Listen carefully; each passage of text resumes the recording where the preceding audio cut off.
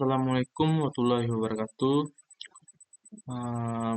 Ibu dosen dan rekan-rekan sekalian, pada kesempatan kali ini saya akan mempresentasikan ringkasan dari sebuah jurnal ilmiah berjudul Methodological and Technological Advancement in E-Learning yang ditulis oleh Elias Dritas dan Maria Trinka dari Industri System Institute Antenna Research and Information Center, Patras, Yunani. Jurnal ini membahas secara komprehensif tentang bagaimana kemajuan metodologis dan teknologis telah mentransformasi dunia e-learning secara fundamental.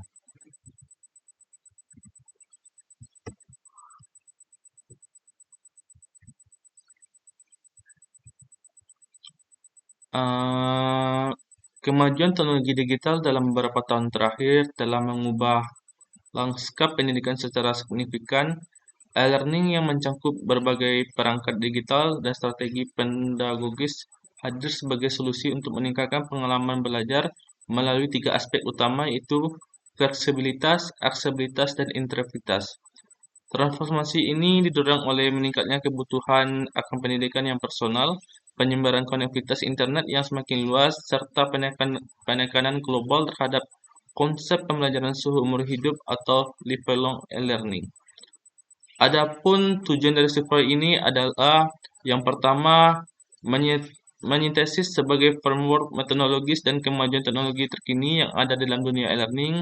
Yang kedua, mengevaluasi sistem pembelajaran adaptif dan teknologi imersif yang berperan dalam personalisasi pengalaman belajar.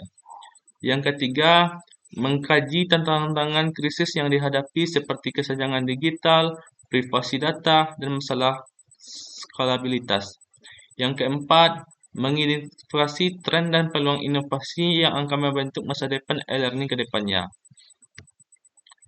Bagian pertama dalam pembahasan metodologi adalah mengenai framework desain instruksional yang menjadi tulang punggung dalam merancang pengalaman e-learning yang efektif. Framework pertama yang dibahas adalah model ID, yang merupakan salah satu pendekatan paling banyak digunakan. Model ini terdiri dari 5 tahap, yaitu analisis untuk mengidentifikasi target audiens dan tujuan pembelajaran. Yang kedua, desain untuk merancang struktur kursus. Yang ketiga, development untuk membuat konten seperti video dan kuis. Yang keempat, implementation untuk mengunggah materi e-learning manajemen sistem seperti Moodle atau Canvas. Dan yang terakhir, evaluate untuk mengumpulkan feedback dan data analitik guna perbaiki keberlanjutan. Selanjutnya, framework kedua adalah model Dick dan Carrer yang menggunakan pendekatan sistem. Model ini mengintegrasikan sebuah elemen instruksi mulai dari peserta didik, tujuan pembelajaran, metode pengajaran, hingga asesmen menjadi satu desain yang komprehensif dan menyeluruh. Pendekatan ini mencakup analisis instruksional, analisis karakteristik peserta, pengembangan instrumen penilaian, serta evaluasi formatif dan sumatif. Yang menarik dari jurnal ini, mereka juga membahas pendekatan baru, yaitu Agile Instructional Design, yang mengadaptasi prinsip-prinsip pengembangan software Agile ke dalam desain internasional. Pendekatan ini memungkinkan iterasi yang cepat berdasarkan feedback kontinu, sehingga sangat cocok untuk lingkungan e-learning yang dinamis. Selain itu, pendekatan ini juga mengintegrasikan cognitive load theory untuk mengolah beban mental peserta didik agar tidak terjadi kelebihan informasi. Selanjutnya, jurnal ini membahas sistem pembelajaran adaptif yang berada di garis depan inovasi e-learning. Sistem adaptif menggunakan kecerdasan buatan dan algoritma machine learning untuk menganalisis perilaku peserta didik secara real-time. Sistem ini kemudian menyesuaikan konten, penilaian, dan umpan balik berdasarkan kebutuhan masing-masing individu. Terdapat 3 pendekatan utama yang dibahas. Yang pertama, Bayesian Crowded Tracing, yaitu algoritma yang mampu memprediksi tingkat penguasaan topik oleh peserta didik dan secara otomatis merekomendasikan sumber belajar tambahan yang relevan. Kedua, reinforcement learning, yang mengoptimalkan jalur belajar dengan menyimbangkan tingkat kesulitan dan kemajuan peserta untuk memaksimalkan keterlibatan mereka dalam proses belajar. Yang ketiga, personalisasi multigaya, di mana sistem mengakomodasi beragam yang gaya belajar, baik visual, tekstual, maupun kinestetik, serta mempertimbangkan konteks budaya yang berbeda. Contoh platform yang menerapkan pendekatan ini antara lain Knewton untuk pembelajaran matematika adaptif dan Kasparov untuk modul sains interaktif. Pada slide ini kita membahas dua aspek metodologi yang saling melengkapi. Di sisi kiri kita memiliki metodologi asesmen. Jurnal ini menjelaskan 3 pendekatan asesmen yang telah berkembang di era e-learning. Yang pertama adalah formative assessment, yaitu penilaian yang memanfaatkan analitik real-time dan sistem feedback untuk mengidentifikasi kekuatan dan kelemahan peserta selama proses belajar berlangsung, bukan hanya di akhir. Kedua, automated assessment berbasis NLP, di mana alat penilaian otomatis menggunakan natural language processing (NEA) untuk memberikan feedback personal secara instan pada respon terbuka atau esai. Ini sangat membantu mengurangi beban kerja pendidik. Yang ketiga, computerized adaptive testing (CAT), yang secara dinamis menyesuaikan tingkat kesulitan soal berdasarkan respon peserta, sehingga mampu mengukur kompetensi dengan lebih presisi. Di sisi selanjutnya, kita memiliki pembelajaran kolaboratif. Jurnal ini menekankan pentingnya pendekatan kolaboratif berdasarkan teori social constructivism yang menggarisbawahi peran peer-to-peer learning dan aktivitas kelompok untuk mengembangkan kemampuan berpikir kritis. Platform seperti Moodle dan Canvas memfasilitasi kolaborasi asinkron melalui discussion forums dan project-based learning, menggunakan whiteboard digital seperti Miro dan Google Workspace. Sementara itu, fitur peer review dan breakout room pada platform seperti Zoom memungkinkan simulasi diskusi tatap muka yang mendekati interaksi di kelas konvensional. Teknologi AI dan Learning Analytics. Sekarang kita masuk ke pembahasan teknologi. Slide ini membahas 2 komponen teknologi utama, yaitu pertama, Artificial Intelligence, yaitu AI, memiliki peran sentral di dalam e-learning modern melalui 3 komponen utama. Machine Learning yang menganalisis pola perilaku peserta didik, termasuk data clickstream, waktu pengerjaan, dan respon kuis, untuk melakukan personalisasi konten secara otomatis. Natural language processing yang memungkinkan pengembangan chatbot cerdas dan tutor virtual yang mampu merespon pertanyaan peserta, serta melakukan penilaian otomatis pada jawaban esai. Selanjutnya, predictive analysis yang mampu memprediksi risiko drop-off, mengidentifikasi peserta yang membutuhkan intervensi dini, dan mengoptimalkan strategi pengajaran berdasarkan data. Kedua, learning analysis. Analitik pembelajaran yang terintegrasi dalam LMS memberikan feedback real-time tentang engagement, progress, dan hasil peserta. Data ini memungkinkan desainer instruksional untuk memperbaiki struktur kursus secara berkesinambungan. Selain itu, framework e-learning semakin mengintegrasikan pedoman aksesibilitas, web content accessibility, credentials untuk memastikan inklusivitas bagi peserta didik dengan disabilitas.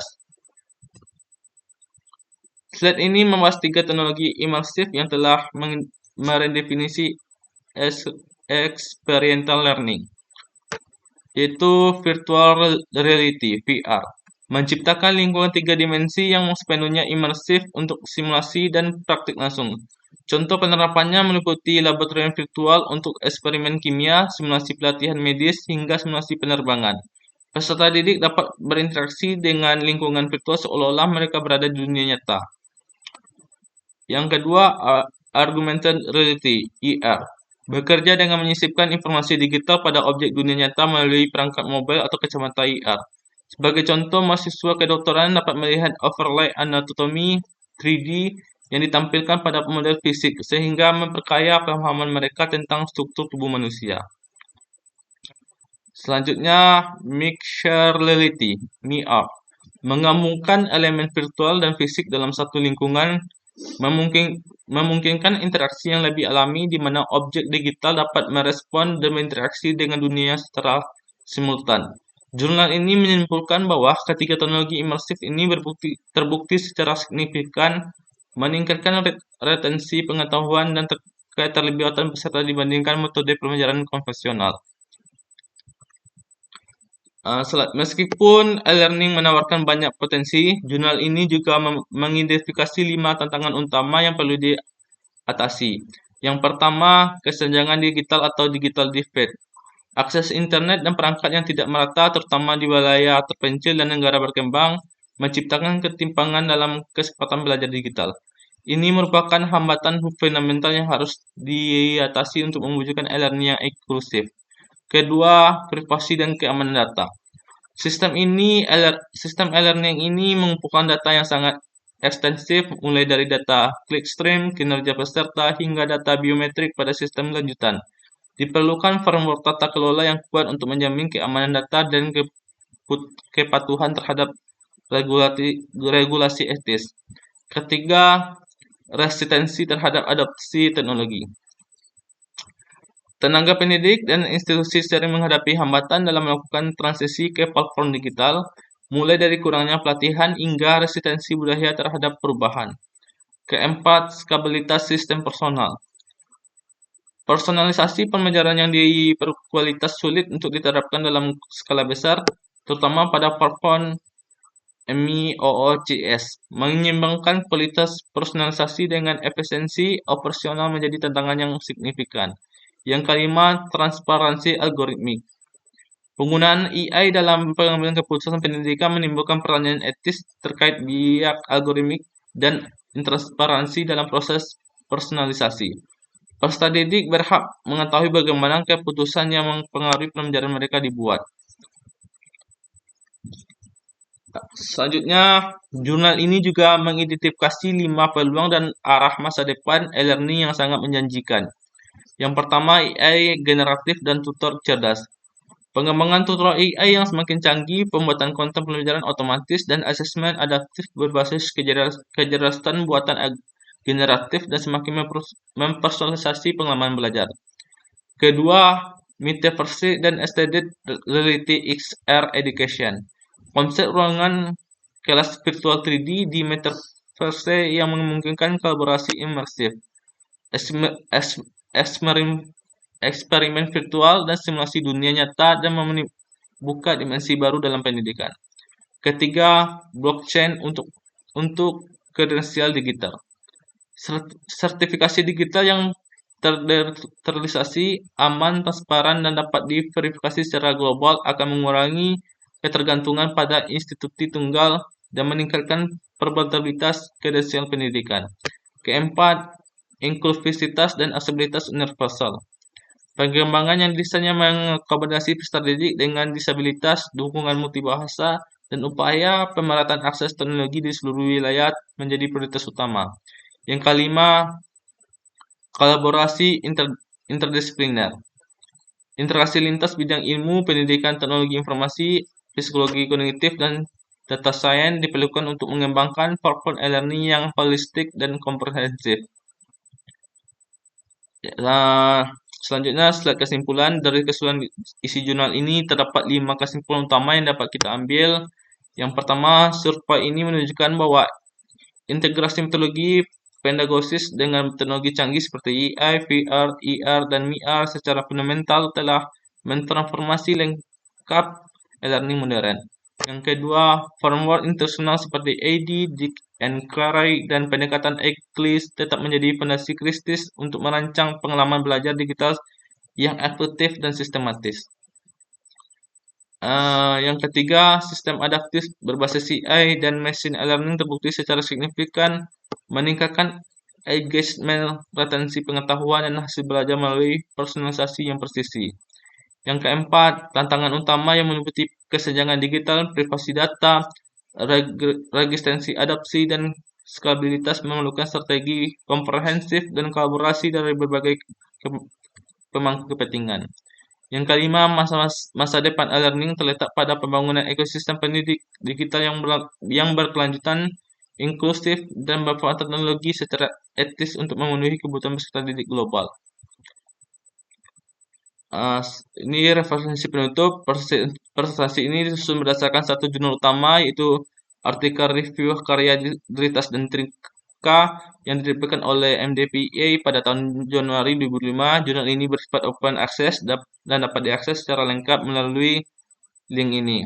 Demikian presentasi yang dapat saya sampaikan. Semoga ringkasan jurnal ini dapat memberikan pemahaman yang lebih baik mengenai perkembangan teknik terkini dalam dunia e-learning, baik dari sisi metodologi maupun teknologi. Apabila ada pertanyaan, saya persilakan. Terima kasih atas perhatian. Waalaikumsalam warahmatullahi wabarakatuh.